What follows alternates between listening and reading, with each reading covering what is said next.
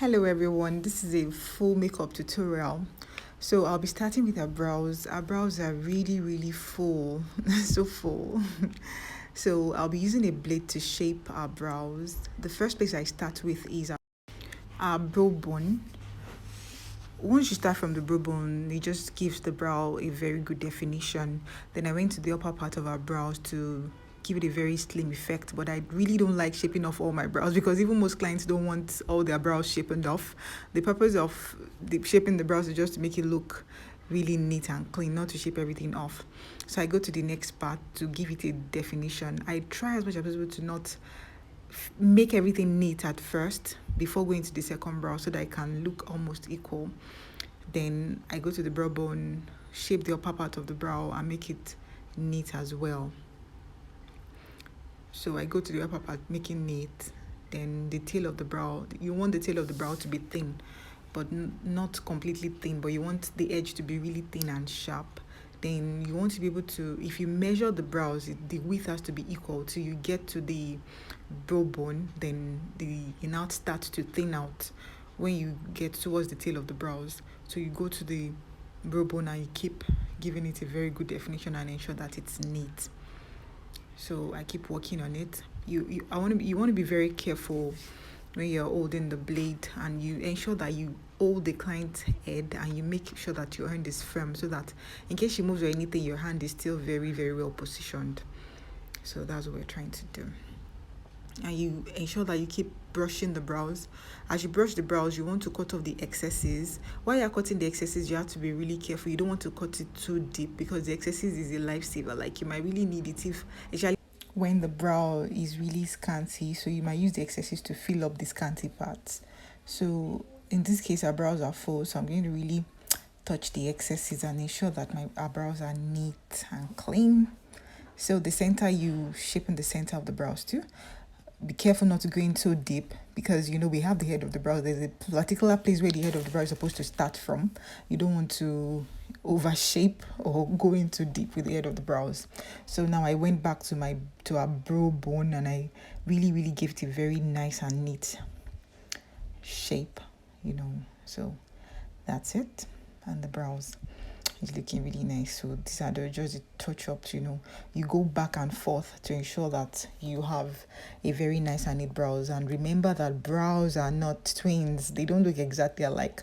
They are sisters. So in case you're wondering why one brow is looking a little different, just remember that you are safe. Brows are not supposed to be exactly the same, but they look almost alike, that you might not really be able to tell the difference between the two brows. So you just ensure you give it a very neat and nice shape, and that's it. Just make sure that I'm trying to ensure that the brow is really neat. So I'm going back to the brow bone. You step back a little to check whether the two brows are almost equal. So if you see that there's any part that needs touch ups, then you just go. Now that the brows are really neat, it's time for the pencil. You want to fill these scanty parts with your pencil. So I'm filling the scanty parts with my pencil. Now remember that you want to fill your brows and you don't want to draw. So I was trying to trace where the line of our brows is. So I'm just filling it up to ensure that everything is neat and properly done. Then moving on to the next brow, I cleaned with my wipes to make sure that there is nothing on the brow. Then I started to fill with the pencil. Ignore any mistakes. It's going to be corrected with the concealer. So the feeling is tracing it towards where our natural brows are, so that it doesn't look like it's pasted on our face. You understand? So everything, you trace it out, is super easy once our brows are already well sharpened, so you can get a correct brow shape. So I went for that head too. I want the tail of the brow to really be deep, so I went to really fill with my pencil. Then I want the head of the brow to have the natural effect, so I drew the strokes. Yes, strokes. Now the concealer The concealer part is really interesting because it just makes everything look really, really neat. So I went with a lighter shade of concealer for the lower part of our brows, towards our brow bone, towards the tail of the brows. So this is going to really correct anything, the pencil, all the stains underneath, and make it look super neat. And that's it. The lighter shade of concealer, everything is still going to be well blended into our skin. So don't be bothered that the concealer is a little bit lighter than our skin. It's deliberate. So keep blending. Makeup is an art. So while you're doing it, you don't really want to bother. Just follow the correct steps, and you know that at the end of the day, it's going to come out really nice. So while you're on it, just don't worry yourself. It's going to come out nice. Then I went to, this time around, I used a lighter shade of concealer for the lower part and the upper part. It was a deliberate act. Then I went in to blend everything with the eyeshadow. I blended with a dark shade of eyeshadow because I discovered that the concealer I used was super light and I didn't really want it to look too light. So, and we're going to be creating a very nude look. The eyeshadow is going to be really, really nude, super nude. So that's it. So now I went in with the face primer all over our face. The primer is going to help the foundation to last all day, and it's going to help it to really set into our skin. So that's applying the primer all over you. I want to make sure that the primer is evenly applied. So I've applied the foundation on my primer. Then I went in to start my highlighting. You want to put a lighter shade of concealer on our under eye. You want the place to really pop. You want it to come out looking bright. You don't want it to be dull, because that part gives away the youthfulness of a lady, if I may say that. So that's the thing, you want it to be properly highlighted. Now the thing is, this particular step is not meant for everyone. If a client doesn't want this step, then after applying your foundation, then you can go on directly to the powder. But I really wanted our face to be really defined, because there is tendency for the face to just look flat and round when you just apply your foundation. So you want to give the face a definition. So that's why I highlighted with a light shade of concealer on the under eye, our nose bridge, our forehead, and our chin. So those are the parts, because of the shape of our face, those are the parts that need to be highlighted. And I've done that. I also highlighted our cupid's bow. So I've highlighted everything and blend. You really, really want to blend your highlighted parts. You want to blend everything. So the next thing is powder to set the highlighted part. So you want to set your highlighted part with a powder that you know that will not flake. You're going to really blend everything out. I like to just blend immediately, apply my powder. Sometimes I still apply my setting powder, but before applying my setting powder, I prefer to really, really quickly blend all the parts that have been highlighted with my powder. So because I don't want any fine lines on the parts that have been highlighted. So I'm blending, I'm setting the powder on the highlighted part. And that's what I'm doing. And notice that I've not applied powder all over our face. I'm just applying the powder on the highlighted area alone. And remember that the powder I'm applying is also a light shade of powder. Remember to blend. And notice that as I'm blending, I'm not swiping off all the powder. I'm just blending in a very light and simple way, just to set my powder into our skin. Then I went into our lips. I want it to be a very soft color.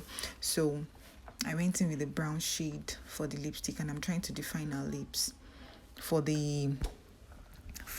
give our lips a very nice definition. Then I noticed that, okay, let me just touch the brows a little. As I'm working on it, I'm touching the brows a little. You can just go on and forth. It's your artwork.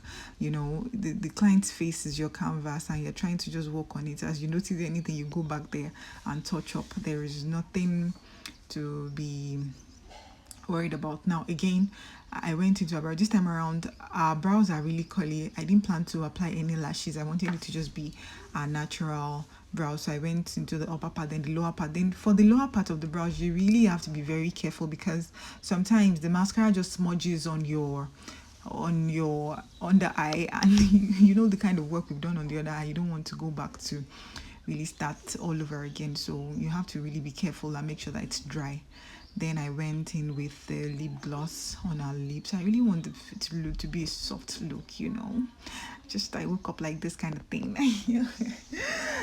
So that's it. So now I'm applying the lip gloss on our lips. I really love lip gloss. It just makes you look young. It makes you look youthful, and it's beautiful, and it pops. It makes the whole makeup to pop. So I went into with my concealer to give definition to our lips. So I went back with the lip gloss just to blend everything. You want to blend everything in your makeup. Everything has to be blended. Neat, clean work. All our spread set. So so that's it. I'm still just trying to make everything neat and clean. So basically, I went back with my powder brush to blend. You can never go wrong with blending. You want to ensure that everything is well blended. You want your work to be smooth and neat. So everything is well blended. The highlighted parts are usually lighter than the other parts. So you want to blend everything, blend. This style of makeup is not for everyone. If your client doesn't want some parts to be highlighted, then you just go for what the client wants. Notice the nose bridge. I already contoured our nose behind the camera, and that's it. So I covered our eyelids to make sure that the eyeshadow doesn't smudge. That's why I covered the eyelid. Then I'm setting the finishing spray.